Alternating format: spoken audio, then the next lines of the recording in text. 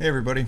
Today we're going to be moving on from identifying atoms in Bohr models and plotting those out, and we're going to actually be moving further into chemistry by looking at chemical formulas and specifically how to count atoms in these chemical formulas. Remember, as this is a part of your notes, you should be writing this down in your notebook as you're watching. If things get confusing or go too fast, feel free to stop, replay the video, and try to keep up as we go along.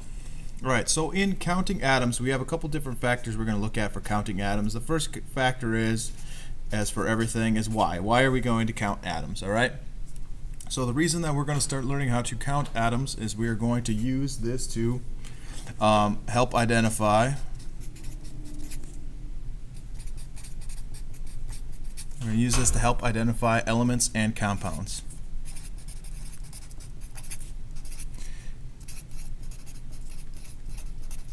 Okay, so we're going to use this to help identify elements and compounds.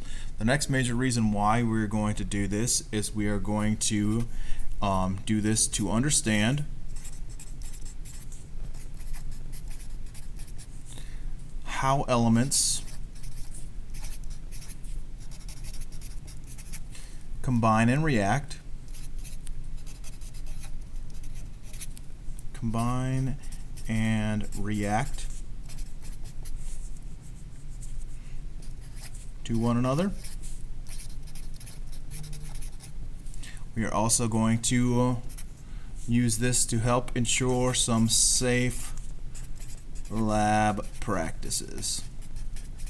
We want to know what's inside of each element and compound, or which inside each compound, how they react to one another, how we can make sure that things are safe when we take this into a lab type setting. So there's the why. Now how are we going to do this? Alright, so there's a couple different ways. First thing is a little bit of a review. We need to make sure that we have our periodic table handy, and remember that each new element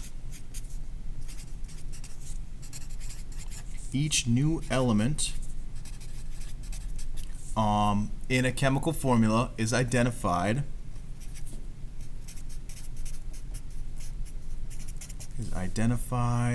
by capital letters. Okay, so as you're looking on your periodic table, each element is represented by capital letters. Even if there's two or more letters, the first one being capital, the second one will be lowercase. Alright, so in the how, we're going to name each element.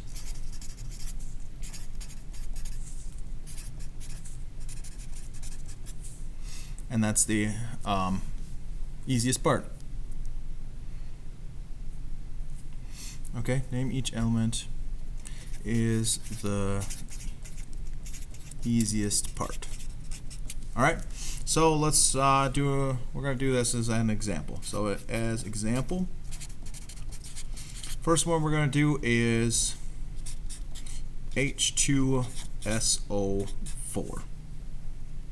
Alright, this is known as sulfuric acid.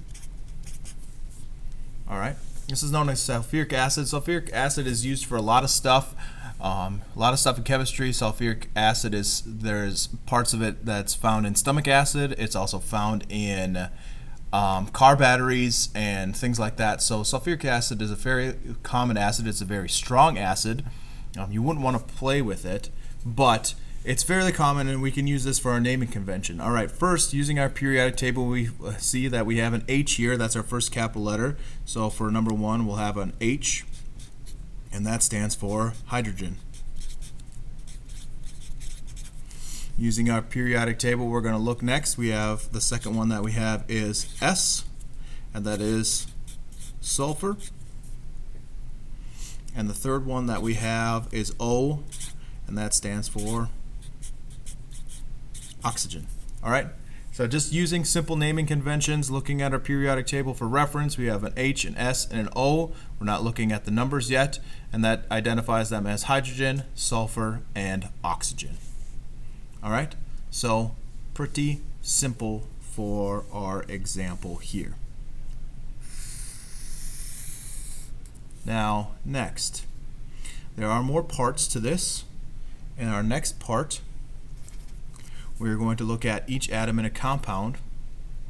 All right, and this H2SO4 is an example of a compound. So each atom in a compound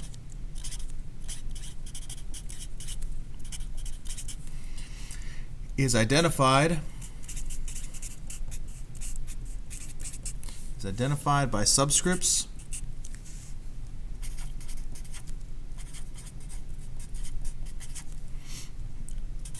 and coefficients in the formula. All right, so simple enough. All right, each atom is identified by subscripts and coefficients in the formula. And now you might be saying to yourself, but Mr. Ranger, I don't know what subscripts or coefficients mean. That's okay. You do know, we've talked about this before, that O2 is oxygen. It's common to oxygen that you find out in the atmosphere. O-X-Y-G-E-N. Or we've also talked about H2O, which you know to be water. Right? And looking at these two, we have hydrogen and we also have oxygen in this stuff. Now a subscript for our purposes in chemistry is going to tell us, all right, so it's going to tells us how many atoms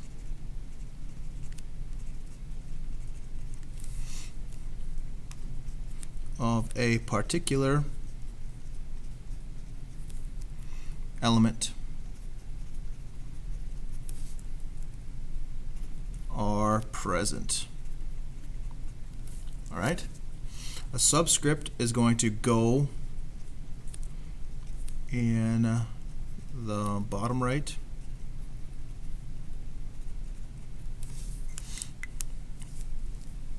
comma next to the element.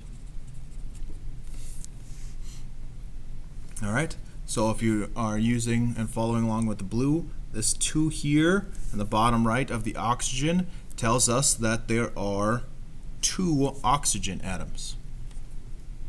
There's a 2 on the bottom right of the hydrogen, which tells us there are 2 hydrogen atoms.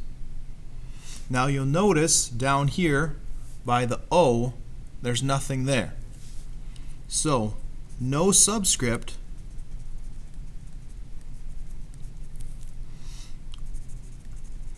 means there's only 1 atom present. So H2O, bottom right for hydrogen with 2. There's nothing next to the oxygen, which means there is 1 oxygen atom listed here. All right, so subscripts are pretty easy. They, as long as you follow these little set of kind of tiny rules, they tell you how many are there. It goes on the bottom right, comma, next to that element, and if there's no subscript, there's only 1. So again, for oxygen, there's a little 2 there. That means we have 2. In water, H2O, there's 2 hydrogens, 1 oxygen. All right. So, moving along, let's do some more practice. All right. So practice.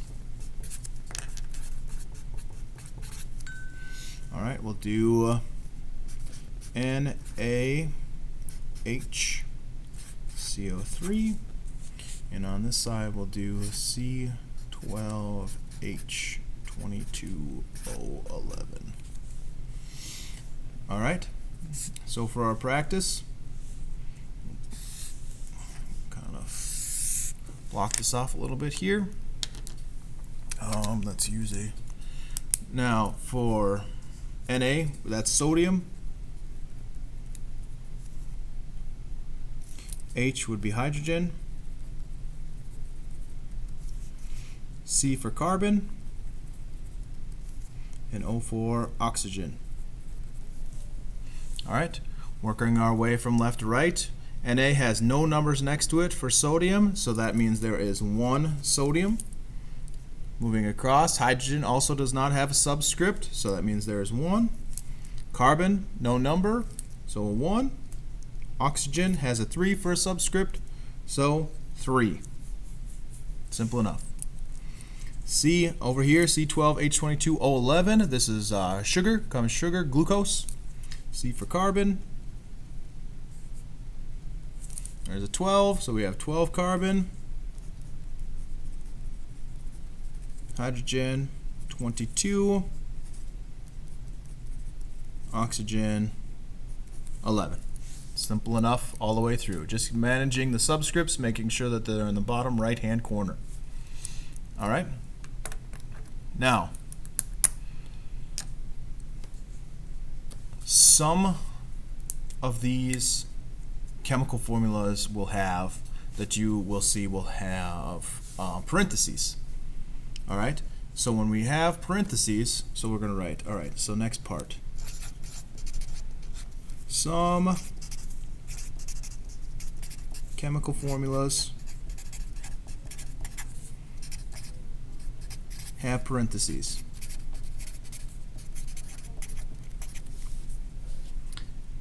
And subscripts. Right? So you must distribute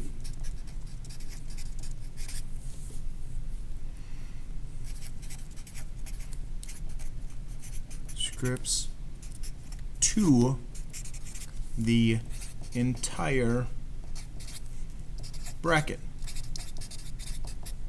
All right, and I'm going to show you what I mean. Okay, so some chemical formulas have parentheses and subscripts. You must distribute the subscripts to the entire bracket. All right, so for example, we're going to have lead PbNO3 2. Right? So PbNO3 2. Which means here is that inside these parentheses there are 2 of these NO3s stuck together, also attached to the Pb, which is known as lead. So if we go first into our naming convention, lead, which is Pb, then we have nitrogen, which is N, and we have oxygen, O. All right? To put this together, as we look through it, there are, underline that, as we look through it, there are no numbers next to the Pb. All right? So that means there is 1 lead ion. Now in nitrogen, there's nothing next to here.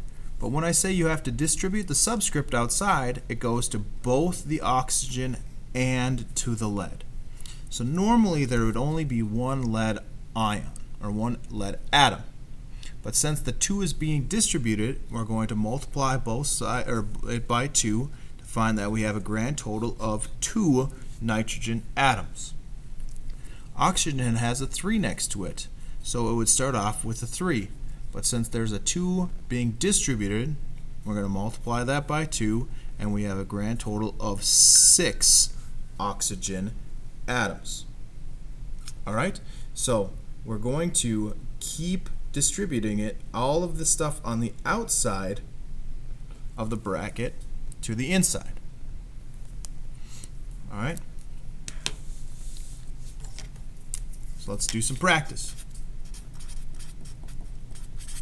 I would encourage you, as we are doing the practice, to try it yourself before watching all the way through. So pause the video after I write it down, pause the video, try it yourself, watch the rest of the video, and see if you got the same answer. First one, we're going to do MgOH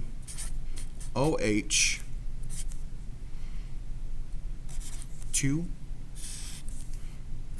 and we will also have NH4 3 PO4. Okay? So, take the time now, pause it, try it for yourself.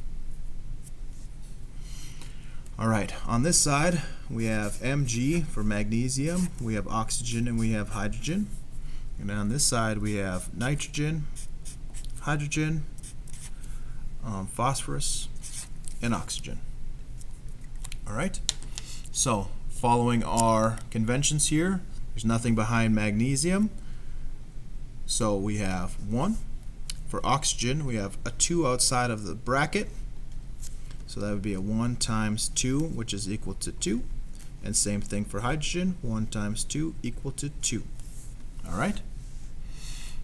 That one's pretty simple. Now, moving on to the NH4 3PO4. N, we would have nothing here, but this 3 is being distributed. So you're going to have 1 times 3, 3. For the hydrogen, you have 4 hydrogen atoms, but 3 of the set give us 12. Moving from left to right, phosphorus has nothing behind it, so there's only 1 phosphorus, and oxygen has 4. Okay? So following this rule, we're just taking the subscript and multiplying to everything that's inside the parentheses or the bracket. All right. So our next set. We talked about at the very beginning that sometimes chemical formulas have coefficients. All right, so chemical formulas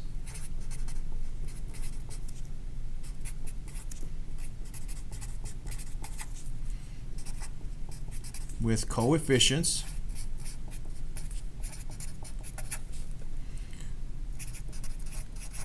show how many molecules are present. Okay? So they show you how many of these molecules are present. So imagine we have a simple water molecule. We have 2 hydrogens and 1 oxygen. But maybe we have more than 1 water molecule. We have 2. All right?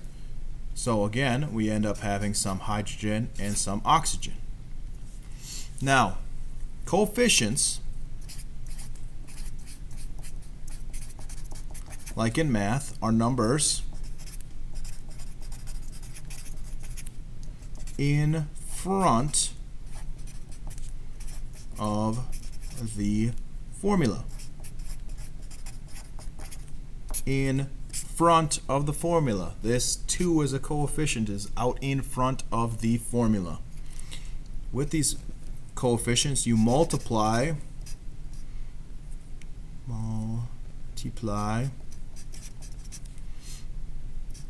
the entire formula by the coefficient.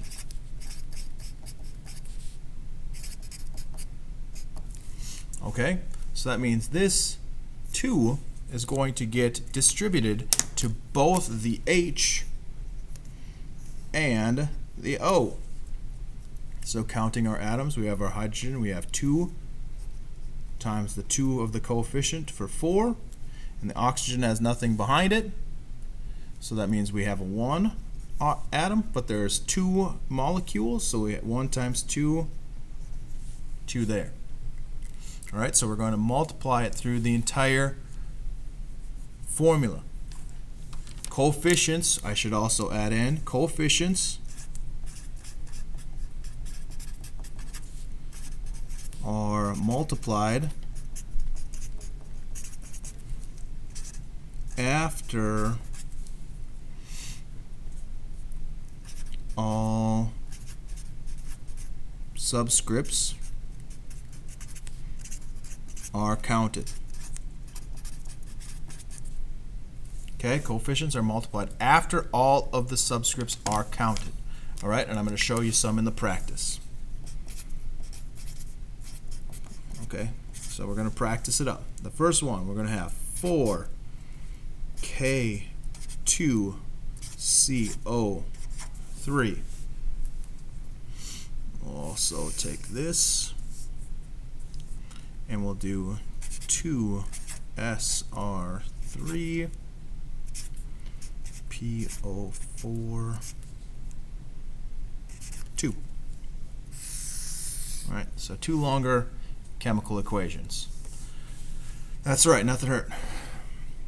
All right, so K for potassium, carbon, oxygen. Over here we have Sr, which I believe is strontium, P, and O. All right, so now we're going to start doing our counting. We have each individual atom laid out here by their capital letters. All right, in the beginning, K has 2, C has nothing next to it, so it has a 1, and O has a 3 for 3. So we have counted all of our subscripts first. Now it says we have to multiply the entire formula by the coefficient, and the coefficients are multiplied after the subscripts are counted. Well, we counted all the little ones first. Now we're going to distribute this 4 all the way along. So take this by 4 times 4 and times 4. All right, so we have 8, 4, and 12, multiplying our way all the way through. All right, pretty simple. Next, we'll do our naming, or we named all of our atoms here. We found each individual element. Now we're going to count our subscripts. Sr has a 3.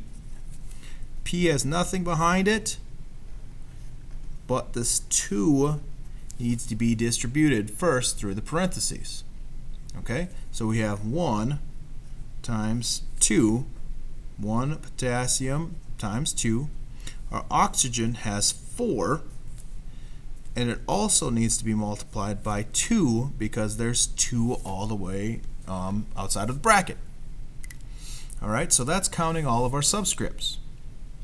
Now, we also need to take our coefficient and multiply all the way through to each atom that's in here. So, our Sr3 is also going to be multiplied by 2. Our P is also going to be multiplied by 2. And our O is also going to be multiplied by 2. All right? So just going through some math facts here. You have 3 times 2, which is 6. 1 times 2 times 2, which is going to be 4. And 4 times 2 times 2, which is going to be 16. Okay? So as we're starting to get into the habit of counting our atoms, we're going to just follow these steps and some pretty simple rules. All right? So why we're doing is we're trying to figure out how we can help identify elements and compounds and make sure that we're safe in the lab. We're going to first figure out each atom and element by which letter they have, making sure they all have capitals to name them. We're going to look at their subscripts. Each subscript tells you how many there are in that particular atom or element.